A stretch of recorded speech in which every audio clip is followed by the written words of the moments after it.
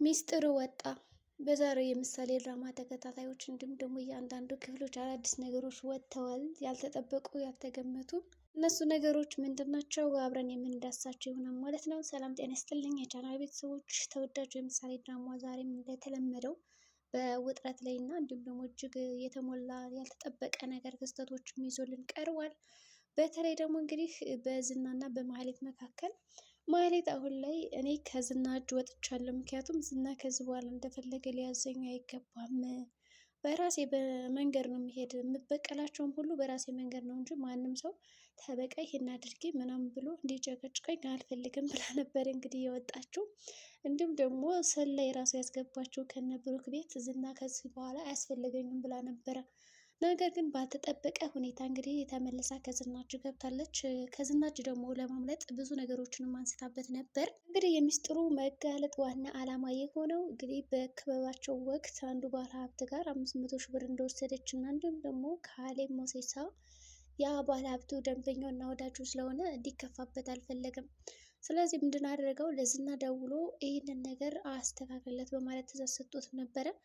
እንግዲህ ዝናም ስራው ስለሆነ ችግር የለም በማለት ሄዶ ያንን ባለ ሀብት አግኝቶታል። ካገኘውም በኋላ ይቺ ልጅ ናት እንደዚህ ጉድ የሰራችኝ ብሎ ፎቶውን ያሳየዋል ማለት ነው ማለትን። ግን በወቅቱ ዝና የእሷን ፎቶ ሲያሳየው ምን እኔ አላምንም የሚል ምላሽ ሰጥቶትም ነበረ። ባለ ሀብቱም እንግዲህ ምን ነው ምናምን አልክ ታውቃታለህ ምናምን ሲለው ሸምጥቷል ማለት ነው። ለምንድን ነው ግን እዛ ጋር ዝና የዋሽ አላቃትም ያለው ግን ለምንድን ነው? በእርግጥ አላውቃትም ብሎ ከዛ በኋላ ግን ስራውን እንደሚያሳካለት እና እንደሚፈጽምለት ተናግሮ ከዛ ቦታ ይነሳል ማለት ነው። በእርግጥም ባለሀብቱ ይህንን ነገር ካስተካከልክልኝ በጣም ትልቅ ነገር እሰጣለሁ ስጦታ አለክ ብሎታል። ስጦታው ደግሞ በጣም እጅግ አጓጊ ነው። እሱም ችግር የለውም አያሳስብህ፣ በዛ ላይ ይሄ ስራ ለራሳችን ጭምር ነው፣ ለአንተ ብቻ ሳይሆን ለራሳችን ክብር ሲባል መከናወን ያለበት ድርጊትና ተግባር ነው በማለት እንግዲህ ሄዷል ማለት ነው። በሌላ በኩል እንግዲህ እስካሁን ተደብቆ የነበረው የጠበቃው ጉዳይ ነው። እንግዲህ ማህሌት እዛ ጋር ሰላይ በላከችበት ወቅት ዝና ተበልቷል። ምንም የሰማው መረጃ የለም እስካሁን ስራዎች እንዲሁም ደግሞ በድብቅ የማደርጋቸው ነገሮች ማንም አነቀብኝም ብሎ ነበር የሚያስበው። ግን በአሁኑ በማህሌት ምክንያት ተሳክቶለታል ማለት ነው። ወደ ህይወቱ ተመልሳ ስትመጣ በወቅቱ በሽጉጥ ቢያቀባብላትም እንዲሁም ደግሞ አቀባበሉ በማስፈራሪያ እንዲሁም ደግሞ በዛቻ ቢሆንም ግን ደግሞ ጠቅመዋለች። በዛ ቅጽበት እንግዲህ ያደረገችውም ነገር ነበር። በሌላ በኩል እንግዲህ በሉላና በሞገስ መካከል ነው። አሁን ላይ እንግዲህ እነሱ ለ9ኛ ጊዜ ቤት እየቀየሩ ይገኛሉ። ግን የሚገርመው እና የሚያስቀው ነገር እቃው ራሱ ከኛ ጋር በጣም ተንከራተተ ተንገላታ፣ ይህን ያክል ጊዜ በቃ አብሮን እያሉ እዛች በወደ ቤት ተከራዩት ሆኖ በጣም ሲሳሳቅ እንዲሁም ደግሞ ይህ ነገር አልፎ እናየው ይሆናል አይደል እያሉ በጣም ሲሳሳቁና ሲጫወቱ ነበረ። ከዝና እንግዲህ ለማምለጥ ለመደበቅ ያደረጉት በጣም ብዙ ነገሮች አሉ። ቢሆንም እንግዲህ ያው 9ኛቸው ነው እንግዲህ ቤት ኪራይ ከቀየሩ ማለት ነው። ከአንዱ ቤት አንዱ ከአንዱ ቤት አንዱ በዛም ደግሞ ሰው እያስቸገሩ በቃ መድበልን እያስቸገሩ ምናምን። ግን እዚህ ጋር መድበል ሊደነቅ ይገባል። እንግዲህ አንበሳ ነው፣ ሁሉም ነገር የሚያከናውነው እሱ ነው። ቤትም ተከራዩ፣ የኪራይም አወጣ፣ ብቻ ወጪውን የሚሸፍንላቸው ራሱ መድብል ስለሆነ በዛ ቅጽበት ግን ሁለቶቹ ተለያይተን መኖር አንፈልግም፣ በቃ የመጣው ይምጣ ራብም ይግደለን፣ ከአንድ ላይ ነው መሆን ያለብን በማለት እንግዲህ ሲሳሳቁም ፈታ ሲሉም ነበር። እና እንግዲህ ስለ እቃቸው ሲያወሩ የራሱ አስቀውኛል ማለት ነው። ምክንያቱም እቃችን እኛ አብሮን ተንገላታ ከዛ ከዚህ በቃ ይዘነው ስንንጓተት እያሉ የተከራይ ነገር እንግዲህ ታውቃላችሁ፣ ከእቃ ከሰው ሰው በቃ ተከራይቶን በቃ እቃችሁ ነው ይዛችሁ የምትንከራተቱት እና የምትሄዱት። ስለዚህ እነሱም ጋርም ደግሞ የተከሰተባቸው ነገር ይሄ ነው።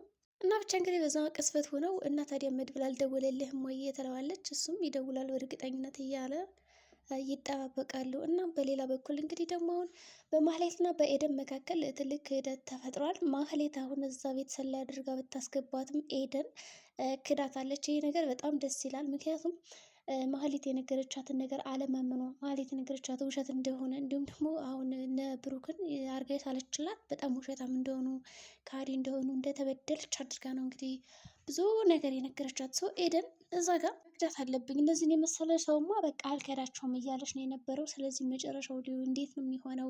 እንግዲህ ኤደንም ያው ወጥታ ነበረ መሀሌትን ለማግኘት እና በዛ ቅስፈት እንግዲህ ካፌ ተገናኝተው ስለ ወደፊት እቅዶቻቸው ተመካክረውም ነበር የተለያዩት። ቤት እንግዲህ አይንና ጆሮ ናት ማለት ነው ኤደን አይንና ጆሮ ለመሀሌት። በሌላ በኩል እንግዲህ ዝና መሀሌትን ካገኛትም በኋላ አልቆልኛል እያለ ነበር። በእርግጥም አልቆለት ነበረ። መሀሌትን ባያገኛት እንዲሁም ደግሞ ያን ከባለ ሀብት የወሰደችውን ብር አምጭ ብሏታል። ብር የለም አጥፍቼዋለሁ ብላ ሸምጥጣለች። ግን ፍላሹን ተቀብሏታል ማለት ነው። ይህ ማለት ደግሞ ጥሩ ነገር ነው። እናም እንግዲህ በቃ አንቺንማ ገድዬን የምገላገልሽ ሲላት ህይወቷን ለማትረፍ ሉላ ያለችበትን አውቃለሁ በማለት እንግዲህ ትናገራለች። እሱ እዚህ ጋር ማምለጫ አታጣም። በነገራችን ላይ ሁል ጊዜ መሀሌት ማምለጫ አታጣም። ምክንያት ዘዴ ምናምን አይጠፋባትም። ግን ደግሞ ትሞክራለች፣ አይሳካለትም። የምታስባቸው ሀሳቦች በጣም አደገኛ ቢሆኑም ግን ደግሞ አንድ ቀን ተሳክተውላት አያውቁም። ሀሳቦቿ ግን ድንቅ ነበሩ ማለት ነው። እናም ተገዳ ሳይሆን እንግዲህ በግዷ ከዛ ጋር እኔ በቃ እንትን ያልኩት ሉላ አውቃለሁ ምናምን ስትለው በቃ ዝና መጀመሪያ ፍላሹን አምጪ ይላትና ይቀበላታል። ከዛም በኋላ ህይወቷን አተረፈች ማለት ነው። ሰው ማምለጫ መንገድ አገኘች። ደግነቱ የት እንዳለው አታውቅም። በእርግጥ ከእነ ብሩክ ቤት እንደሆነች ሰምታለች። እንደገና ደግሞ እንዴት አወቅሽ ብሎ ሲጠይቃትም እዛ ቤት ሰላይ ያስገብቻለሁ ብላ ነገረችው። ካፌ ያስተዋወቅኩ ልጅ ጓደኛዬ ናት እና የቤት ሰራተኛ አድርጌ ያስገብቻታለሁ። እናም በዛ ቅስፈት በወቅቱ ልበቀላቸው ነበረ። ብሩክ ቀለበት አድርጎላት ሳይ ለቅድስት ተናድጄ ልበቀል ነበር እና እያንዳንዱን ነገር ንገሪኝ ስላልኳት ብዙ ነገር ነግራኛለች። ሌላኛው ደግሞ እንግዲህ መድብል የጠበቀውን መቃብር ቆፍሮታል ምናምን ስትለው በቃ በጣም ያልጠበቀው ነገር ስለነበረ እየደነገጠ ነበረ ማለት ነው። እናም እንግዲህ በመጨረሻ እሺ ብላ አምልጣለች። በሰዓቱ እዛ ተደቅኖባት ስለነበረ በጣም ነበር የፈራችው። ተርበትታም እንግዲህ ማምለጫ አግኝታለች። እሱም ትቷት ሄዷል። እንግዲህ ወደ ባለ ሀብቱ በመመለስ ያው እቃ ደርሰዋል በማለት እንግዲህ ይሰጠዋል ማለት ነው። በጣም ጎበዝ ነህ አንተ እኮ አይንና ጆሮ ነክ ለካሌብ ሞሴሳ በጣም ይተማመንብሃል ማለት ነው ይላል ማለት ነው። እናም እንግዲህ እሺ በማለት ሰጥቶታል።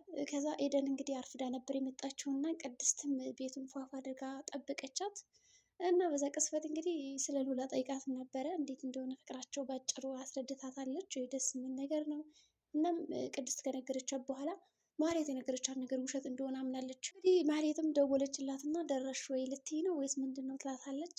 አዎ በማለት እንግዲህ ስትነግራት ነበር። በጣም ያሰቃኝ ነገር ኤደን እዚህ ጋር መድብልን አንበሳ ብየዋለው፣ ቅድስትን የዋህ ብሩክን ደግሞ የሚዳቀው እኔ ደግሞ ያው ንቆ ስለሆንኩኝ ነብር መሆን ይቻላል እያለች ለማህሌት የሰጠቻት ደግሞ ስም ማለት ነው ከርከረው ሳማ ምናምን ብቻ ስትል ማለት ነው። ትዝ ያለኝ ነገር ያው ዝና ሲሰርባት አንዳንድ ጊዜ አንቺማ አሳማ ነሽ ምናምን ይላታል።